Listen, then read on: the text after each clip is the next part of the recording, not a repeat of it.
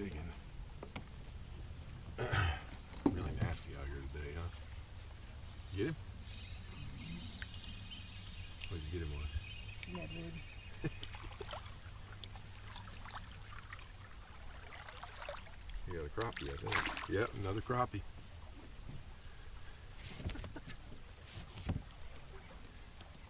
Another big crappie. Hey everybody, it's Dalton. As you can see, this has been a heck of a year, and to add injury to insult, California is on fire. I've read some stuff that throughout the state there's as many as 300, 350, 60 fires going, something like that. Some worse than others. Over in the area we live, there's a couple of really big ones, and there's another one not far from here. And what's happened with this lake is that they're in between all these fires, and all the smoke has come in here and it's settled in this lake, and it looks like fog. And my wife and I, we've caught a lot of fish this morning, but we're going to get out of here. It starts bothering your throat, and we're probably going to have to fish somewhere else until this gets cleared up, which could be a couple of weeks from what we're hearing. The fires are pretty bad. I want to go over a technique that I've kind of touched on it a number of times in other videos, but I don't think I've ever broke it down. A lot of people ask me about it. I've showed people this technique. I got a buddy of mine, I brought him out here to the lake. I taught him how to do this. He was asking me if it'd work in the ocean because he's an ocean fisherman too. I said, give it a try. I have no idea. And that technique is called the Ned Rig. There's a spot. Little spot.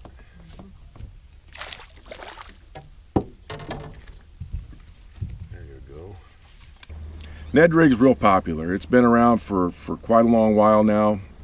Before it was called the Ned Rig, guys like Roland Martin were using it 20, 25 years ago. I think they called it a finesse rig or something like that.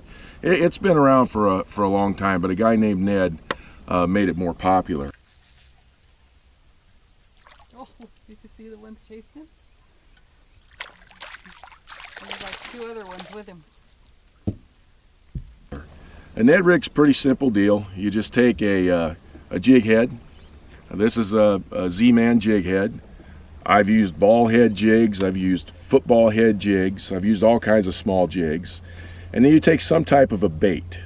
This right here is a Yamamoto Senko that got tore up, and I just cut it and put it on the end. And just kind of go over the setup real quick. I use a medium action spinning rod. I use 8 or 10 pound test fluorocarbon, sometimes 6 pound test if I'm fishing a really light little Ned head. And what I recommend, if you're going to get into Ned Rig fishing, which I definitely recommend, just buy some different jig head sizes, and depending on how deep you want to fish or how shallow or wind conditions or whatever it might be, you're going to have everything there that you need. Some of the baits you can use, this is a missile bait. It's called a Ned Bomb. This is one of my wife's favorites. She was using this today. It has that little tail on it. It's made specifically for the Ned Rig. Another one that's really good is Robo Worm. Comes out with these little 3-inch worms right here. They have all kinds of cool colors, and it's called a Ned Worm. I like those. Take a Senko and cut it in half. One of my favorites, as well as my wife, is it's called a Big Bite Bait Limit Maker. And if you notice, this is a really cool bait. It's got a nice soft action tail on it, and I was catching them earlier on this today. In fact, this is one I was using today, and I caught quite a few.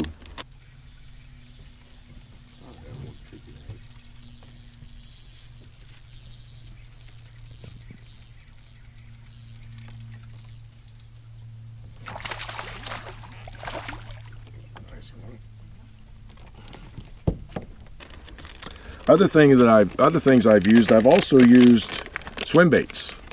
And I've used small swim baits like this, put it on the jig head, and it works just fine.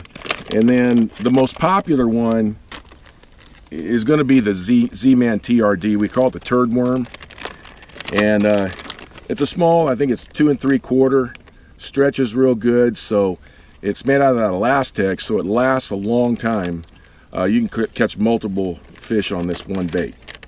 So the Ned Rig is a bailout bait for me. I don't always want to fish it, but if it's a tough day, and if you look at it, it's really calm today, and it's hard to get a bite on anything fast.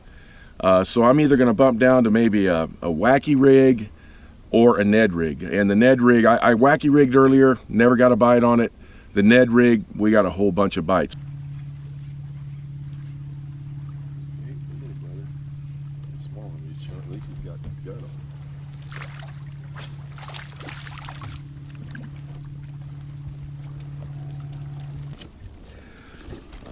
To me, if you're relatively new to fishing, this is a great technique for you to get into because it's so simple, and you don't have to complicate this technique in any way. Just regular medium action spinning rod, 8 or 10 pound test fluorocarbon, and what I wind up doing, is I'm just going to cast it out, and this is a bottom bait. And I'm always going to let this bait hit the bottom.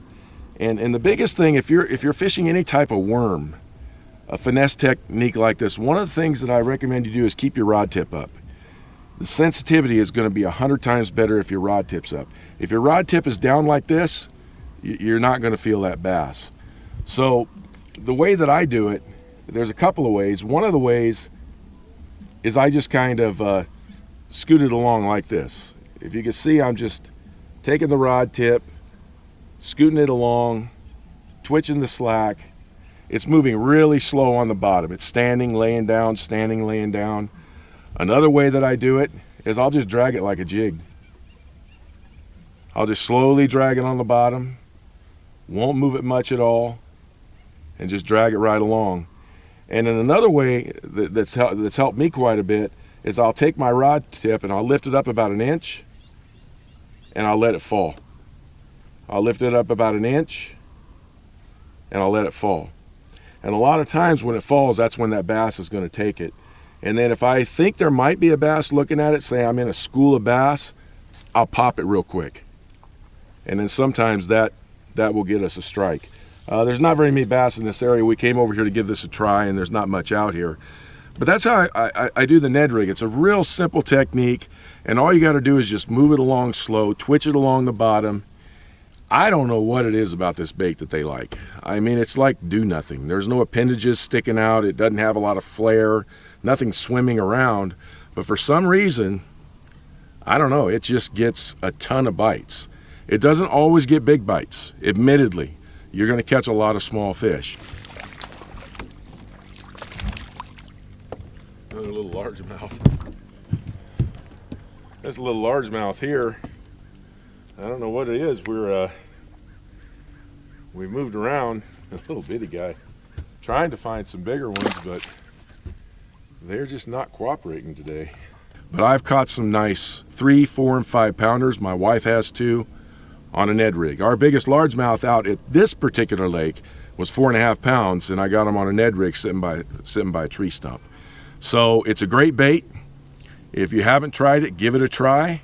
I guarantee you're going to like it because you are going to catch a lot of fish. It is a numbers bait, and if you're having a bad day, get it tied on.